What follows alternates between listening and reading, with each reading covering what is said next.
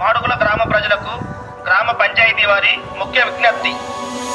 మీ ఇళ్లలో నుండి వచ్చే తడి చెత్త మరియు పొడి చెత్తను వేరు చేసి గ్రామ పంచాయతీ ట్రాక్టర్లో మాత్రమే వేయవలెను. మన గ్రామంలో చెత్త నుండి సంపద తయారు చేయు కేంద్రం అందుబాటులోకి వచ్చింది, పని చేస్తున్నది కూడా. మీ ఇళ్లలో నుండి వచ్చే చెత్తను ప్రతిరోజు లేదా 2 రోజులకు ఒక్కసారి అయినా ఖచ్చితంగా చెత్తను తీసుకుంటున్నాము. కాబట్టి ఎవ్వరు కూడా చెత్తను బయట పడవేయకూడదు. ఇట్లు గ్రామ పంచాయతీ వారు, మాడుగుల.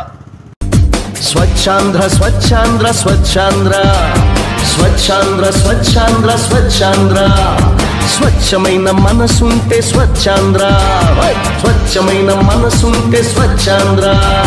స్వచ్ఛాంధ్ర స్వచ్ఛాంధ్ర స్వచ్ఛాంధ్ర మనమంతా పూనుకుంటే స్వచ్ఛాంధ్ర. నవ్యాంధ్ర కావాలి స్వచ్ఛాంధ్ర, నవ్యాంధ్ర కావాలి స్వచ్ఛాంధ్ర. ఇప్పుడే నిజమైన స్వర్ణాంధ్ర. స్వచ్ఛాంధ్ర స్వచ్ఛాంధ్ర స్వచ్ఛాంధ్ర. మాడుగుల గ్రామ ప్రజలకు గ్రామ పంచాయతీ వారి ముఖ్య విజ్ఞప్తి.